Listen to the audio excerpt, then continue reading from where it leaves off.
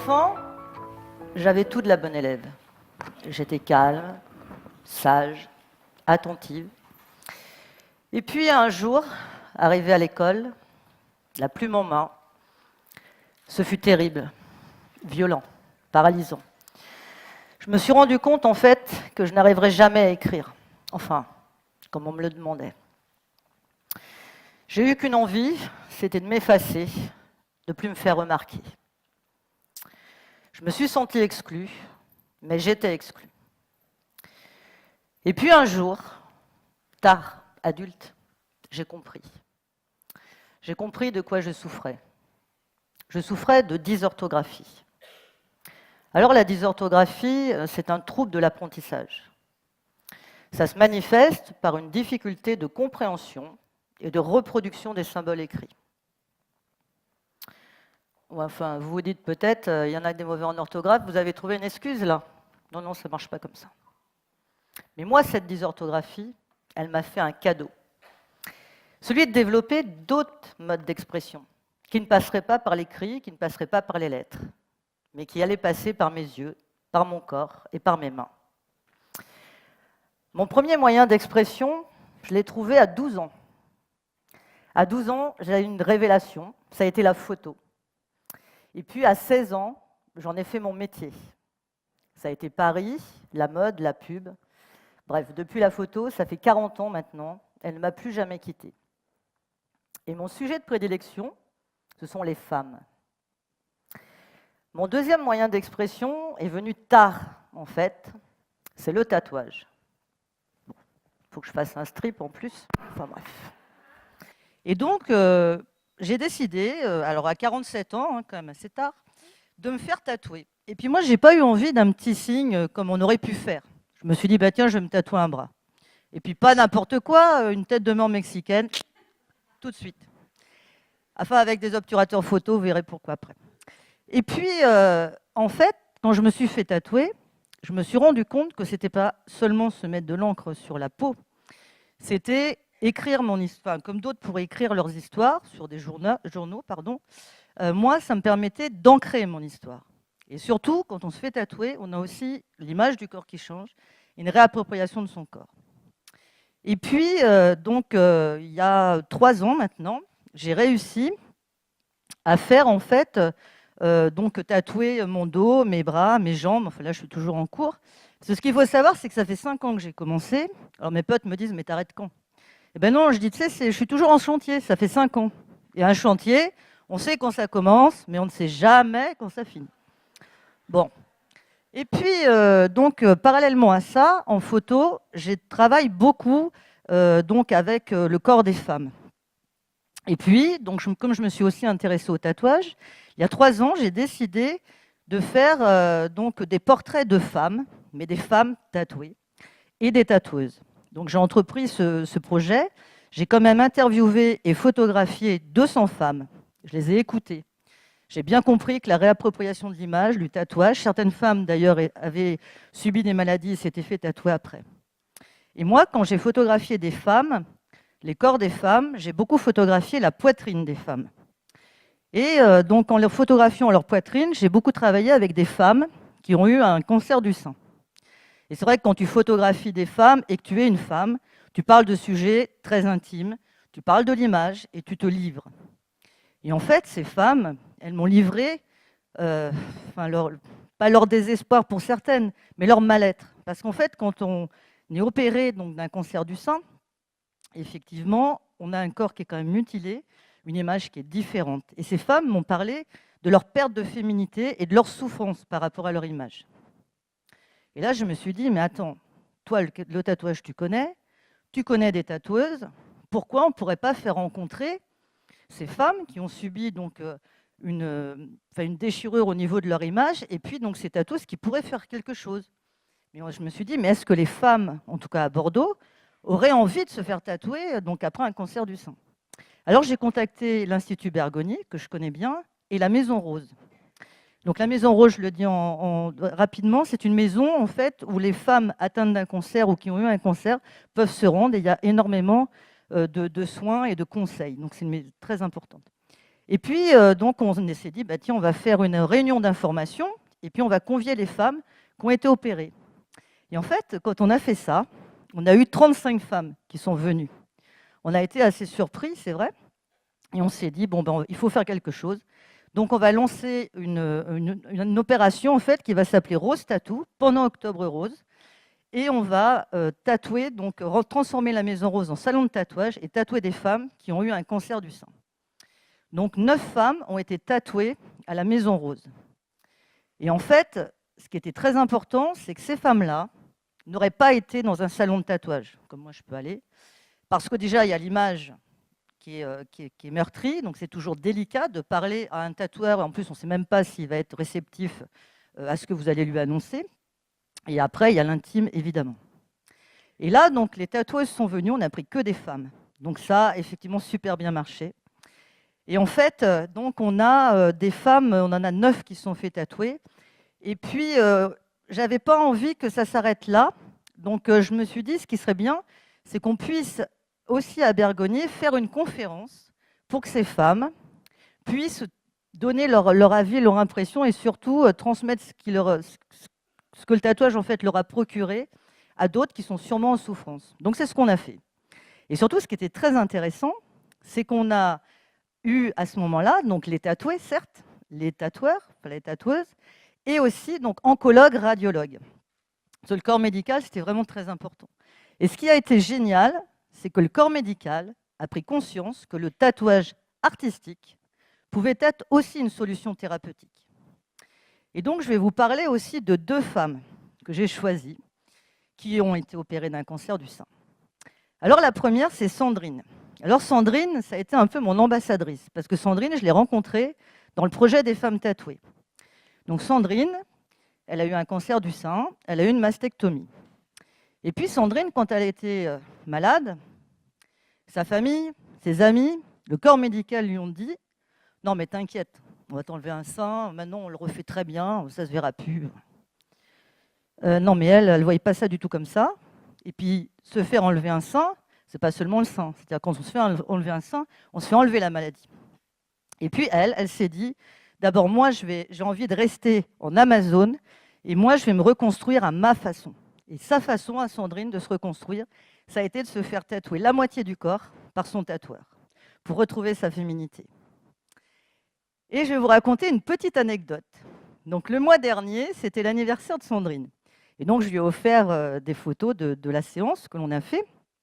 Et puis, donc, je lui avais offert un petit peu dans un coin, parce qu'il y avait beaucoup de monde. Et elle a commencé à regarder les photos. Puis, évidemment, les amis, la famille, tout le monde est venu regarder le tatouage, c'est beau, etc. Puis, tout d'un coup, elle s'est dit ah non, mais ça suffit de regarder mon non-sein. Et elle est partie avec les photos. Je me suis dit, peut-être c'est super. Sa féminité retrouvée. C'est comme si on lui avait regardé la poitrine. Et après, on a aussi Laura. Donc Laura qui est venue, elle, pendant la semaine Rose Tattoo. Donc Laura, elle a eu un cancer du sein à 26 ans, elle a eu une double mastectomie à 30 ans, reconstruite à 31 ans. Et Laura, en fait, quand elle s'est regardée dans la glace, une fois reconstruite, eh ben, en fait, elle ne pouvait pas se regarder dans la glace. Et puis surtout, elle ne voulait pas non plus montrer ses seins à son mari. Donc elle a décidé de porter un soutien-gorge jour-nuit. Et puis Laura a rencontré Mélusine, la tatoueuse. Et Mélusine lui a dessiné sur le buste son futur tatouage. Et quand elle est rentrée, elle s'est regardée dans la glace. Et là, elle s'est dit qu'elle pouvait être de nouveau féminine et belle. Elle a jeté à la poubelle son soutien-gorge direct. Et puis, après cette fête tatouée, on s'est revus. Et là, elle m'a dit, bah, tu vois, avant de me faire tatouer, je supportais difficilement mes prothèses. J'avais des douleurs. Et depuis que je me suis fait tatouer, j'ai plus de douleurs. J'ai lâché mes seins, maintenant ils vont bien. Alors si je vous parle de ces femmes et des tatoueuses, c'est que pour moi, ces femmes-là, ce sont elles mes héroïnes. Ces femmes, en fait, qui sont des vraies guerrières, qui ont combattu la maladie, qui ont surtout donc dépassé leur histoire pour retrouver le chemin de l'espoir. Et les tatoueuses qui les ont accompagnées d'abord en tant que femmes et deuxièmement bénévolement en tant que tatoueuses. Donc on va continuer l'aventure en octobre cette année. Et puis, bon, je vous ai parlé de beaucoup de choses, de photos, je vous ai parlé de tatouages, mais en fait, j'ai encore un dernier mode d'expression. Eh ouais, j'en ai encore un autre. Et là, en fait, c'est le recyclage. Alors, ouais, ça fait beaucoup, mais bon, il faut s'exprimer, hein, voilà. Alors, le recyclage, donc ça fait 25 ans maintenant que je fabrique du mobilier à base de déchets. D'ailleurs, vous en avez sur cette scène. Enfin, je ne parle pas des dames, hein, bien sûr, je parle du mobilier. Je parle du mobilier. Désolée, mesdames. Alors, en fait, il y a 6 ans maintenant, j'ai cofondé avec Fabrice, mon mari, l'atelier d'éco-solidaire. Donc, l'atelier d'éco-solidaire, c'est une recyclerie, mais une recyclerie créative. Alors, qu'est-ce qu'une recyclerie, vous vous demandez? Alors, la recyclerie, c'est là où vous apportez ce dont vous n'avez plus besoin, tout ce qui vous encombre. Mais nous, on est spécialisé dans l'encombrant. Donc, c'est plutôt le mobilier, c'est l'objet, ça peut être de la vaisselle, du vêtement, des livres. Mais dans encombrant, il y a aussi les personnes dites encombrantes. Eh ouais. Les jeunes, les vieux, les handicapés, bref, les exclus. Alors, en plus d'être une recyclerie, nous, on est une recyclerie créative. C'est-à-dire qu'on sait réparer, reconstruire, autant les personnes que le mobilier. Et surtout, on sait faire du beau avec du laid et du jeune avec du vieux. Et puis, on s'est aussi tous engagés sur des valeurs sociales, environnementales, et aussi donc sur la valorisation des déchets, de valorisation positive des déchets, et aussi sur la transmission des savoirs, et surtout sur l'estime de soi, retrouver l'estime de soi. Et tout ça grâce à la créativité. Maintenant, on est une équipe de 15 salariés et une quarantaine de bénévoles, pratiquement que des femmes. Alors, je vais vous parler des jeunes, parce que ça, c'est vraiment quelque chose de très important, parce qu'on a énormément de jeunes qui sont laissés pour compte, qui sont laissés sur le chemin. Donc, on a décidé de s'en occuper. Et donc, on a donc un pôle d'animation qui, toute l'année, travaille avec des centres thérapeutiques et avec ces jeunes. Et alors, il ne faut pas croire. Ces jeunes, ils ont un regard très dur sur eux-mêmes. On a le jeune Mehdi qui nous a dit c'est bien qu'on travaille avec des déchets, parce que nous, on est aussi des déchets de la société. Réfléchissez, c'est violent, c'est très dur comme phrase. Donc là, nous, à l'atelier, quand ils arrivent, notre priorité, c'est de leur redonner confiance. La deuxième chose, c'est effectivement de leur montrer des métiers, parce qu'on les fait travailler manuellement. Et évidemment, en tout cas, j'espère une vocation pour certains.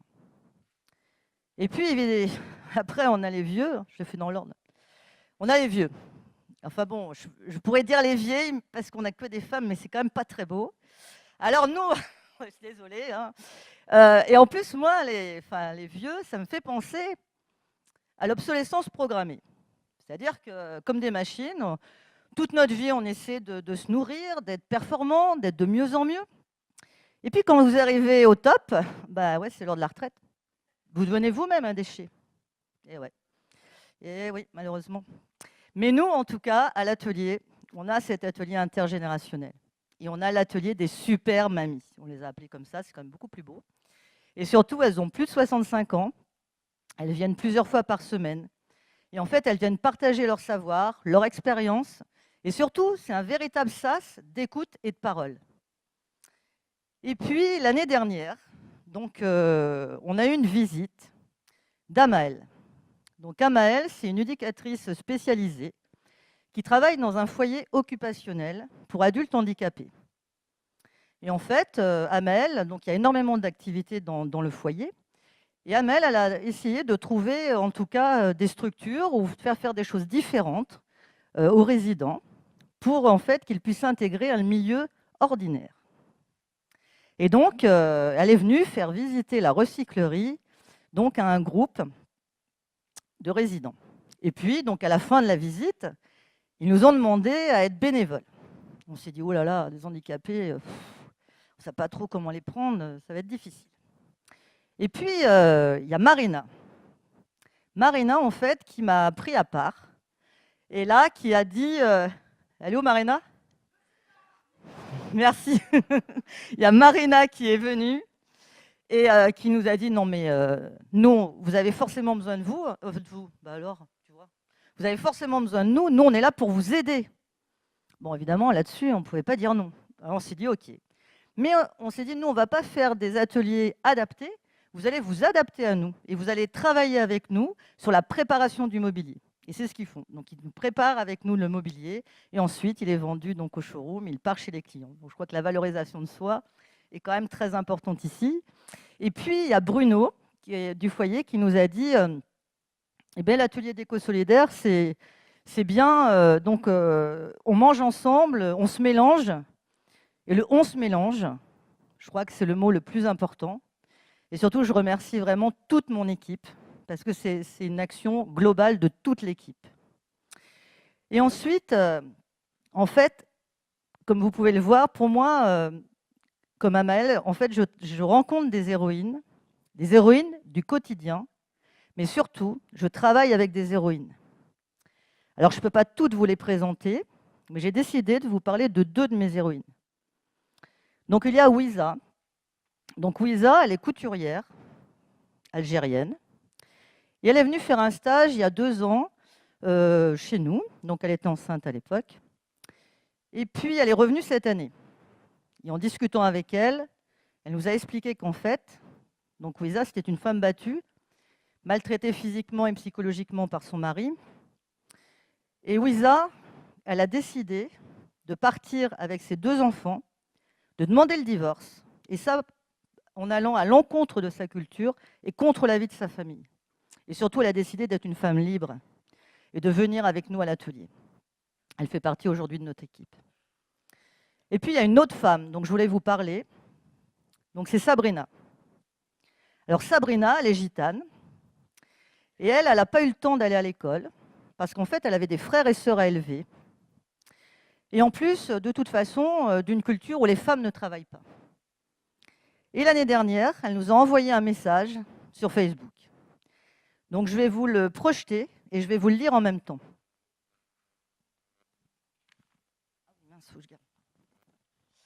Alors, Nathalie Caïd et moi, ce n'est pas qu'une amitié sur Facebook. C'est bien plus que ça à mes yeux. Nat et Fab m'ont accueilli dans leur équipe à l'atelier dans une période de ma vie où je ne trouvais pas de sens à ma vie professionnelle. Et humainement, j'étais presque HS. Je suis arrivée en tant que stagiaire et je suis en CDI grâce à eux aujourd'hui. Je peux voir l'évolution de mon boulot, de ma personne. J'apprends beaucoup du savoir-faire de Nat et toute l'équipe qui s'épaule. Nat est une femme disponible et qui gère quoi qu'on dit. Et je ne les remercierai jamais assez d'avoir fait de moi une femme comblée sur le plan professionnel et émotionnel aussi. L'assaut est bourré de personnes formidables. C'est un boulot constructif, réparateur, avec de vraies valeurs. Tant pis pour ceux qui ne comprennent pas leur vision. La vie ne m'a pas toujours été facile. Et quand tu rencontres des personnes qui font de toi quelqu'un de meilleur, il n'y a pas photo, on s'en sort que mieux. Alors Nathalie Caïd n'est pas qu'une amitié, elle est dans mon cœur et l'aventure à leur côté n'est que le début d'un long chemin à la réussite. Merci pour la femme que je suis devenue.